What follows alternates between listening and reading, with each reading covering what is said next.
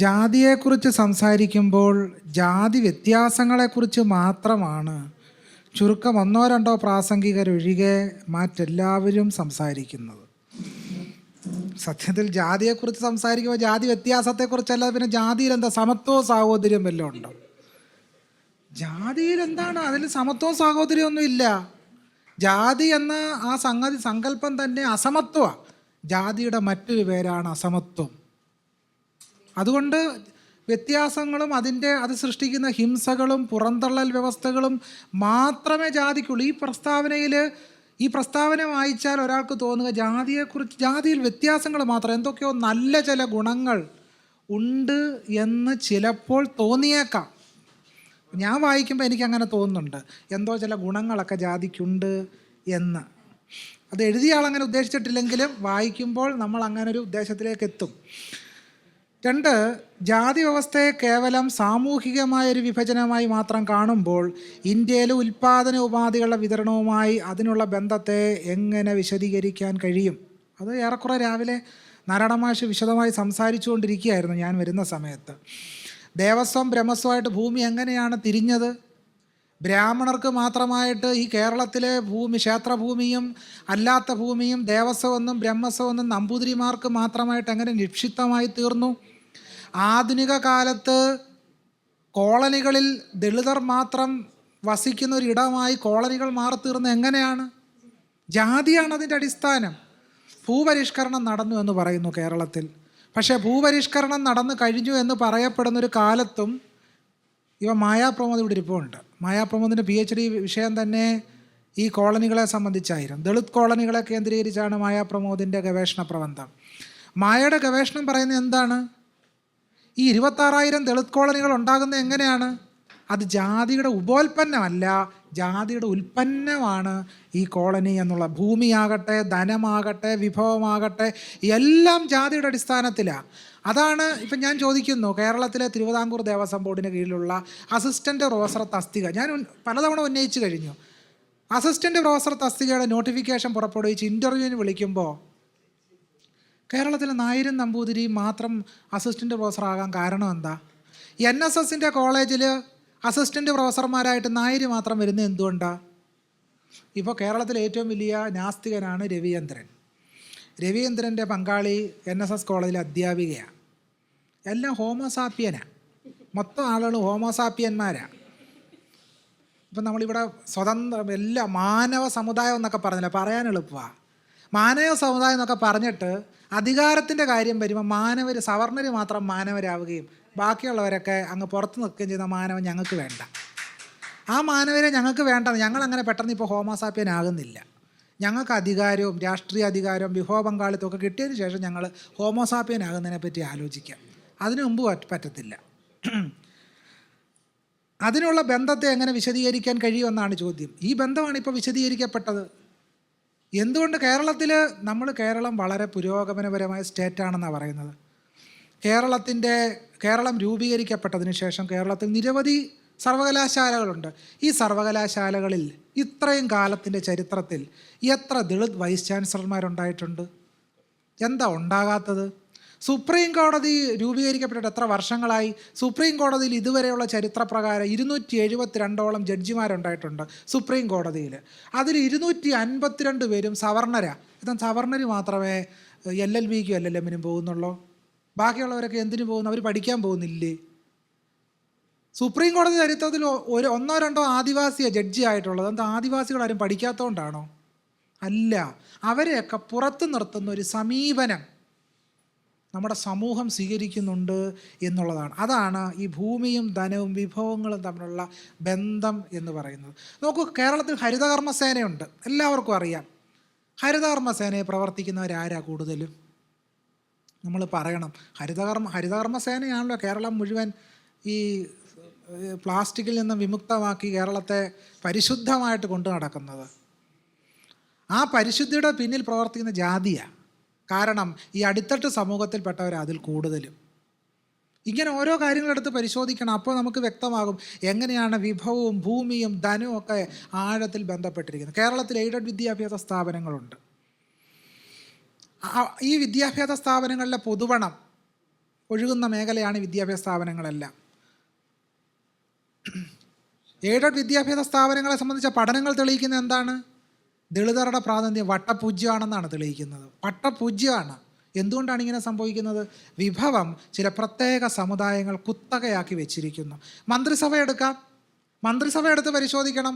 മന്ത്രിസഭയിൽ ഒരു 13 മന്ത്രിമാർ ഒരു പ്രത്യേക സമുദായത്തിൽപ്പെട്ടവരാണ്. അതെന്താ അങ്ങനെ സംഭവിക്കുന്നത്? അതെന്താ അങ്ങനെ? ബാക്കിയുള്ളവർക്കാർക്ക് മന്ത്രിമാരാകാൻ യോഗ്യതയില്ലേ? യോഗ്യതയുണ്ട്. യോഗ്യത ഉണ്ടായിട്ട് മന്ത്രിമാരാകുന്നില്ല. എന്താണ് കാരണം? That is what is caste. അതിൻ്റെ പേരാണ് ജാതി എന്ന് പറയുന്നത്.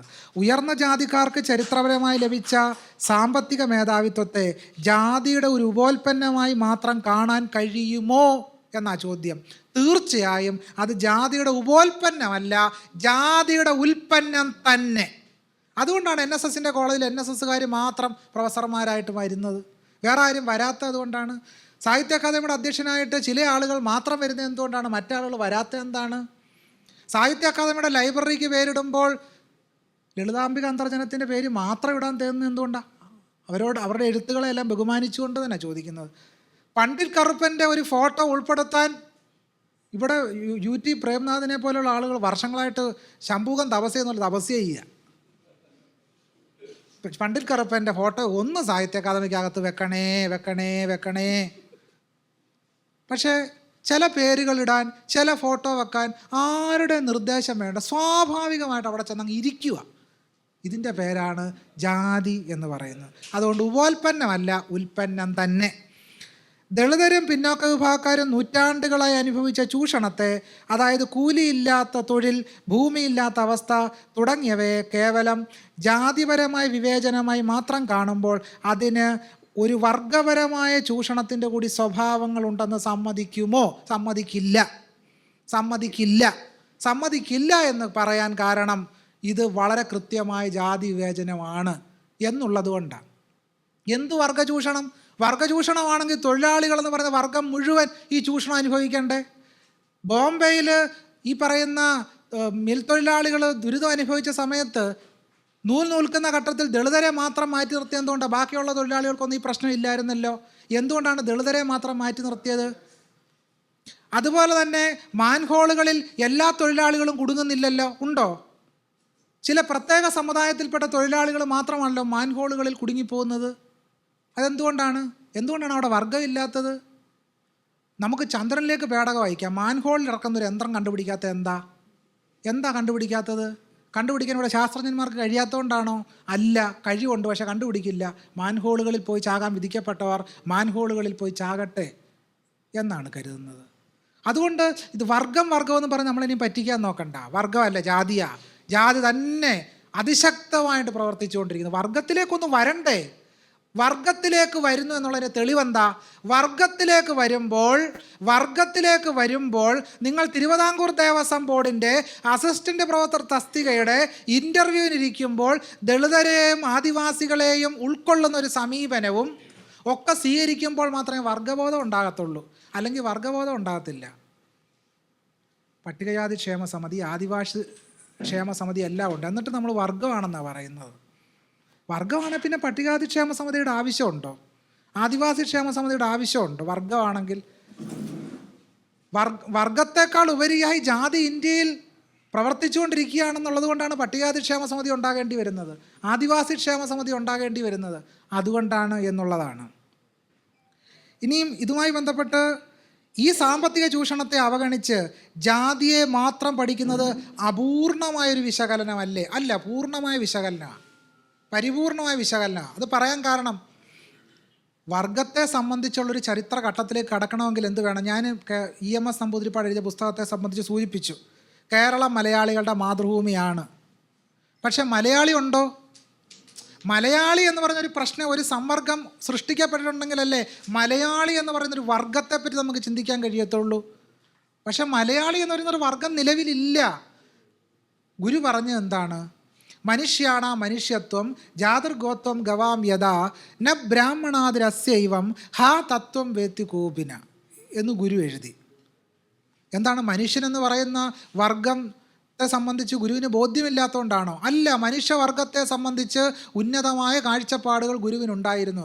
എന്നിട്ടും ഗുരുവിന് പറയേണ്ടി വന്നു ന ബ്രാഹ്മണാതിരസ്യൈവം, ബ്രാഹ്മണാദി ഭേദങ്ങൾ നിലനിൽക്കുന്നില്ല എന്ന് ഗുരുവിന് പറയേണ്ടി വന്നത് എന്തുകൊണ്ടാണ്?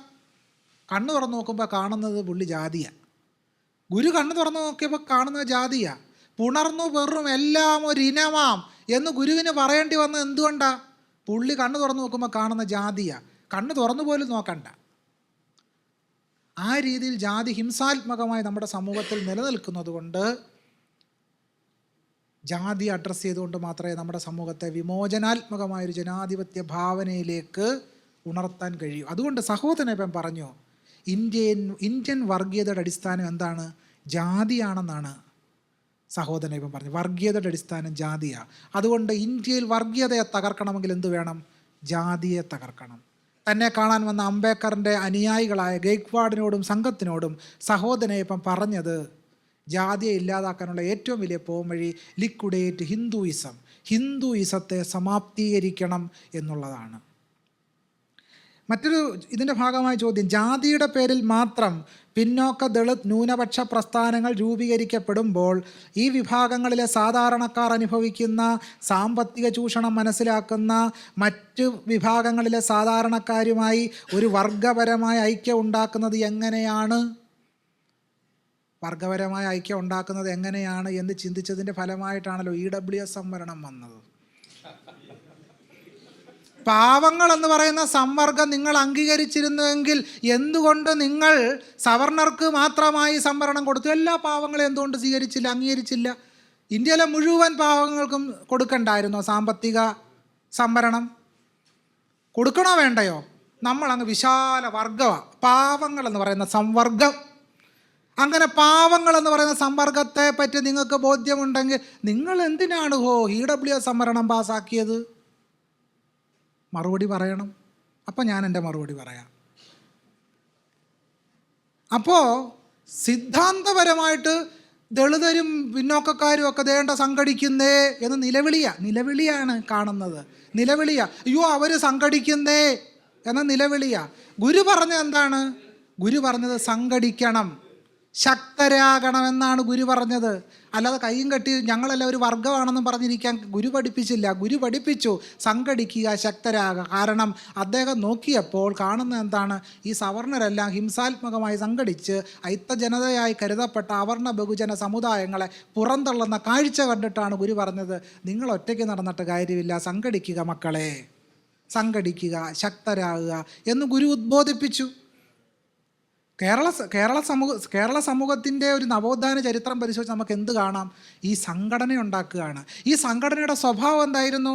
നാരായണ ഗുരുസ്വാമികൾ രൂപീകരിച്ച ശ്രീനാരായണ ധർമ്മ പരിപാലന യോഗമാണ്, ഈഴവ സമുദായ യോഗമല്ല.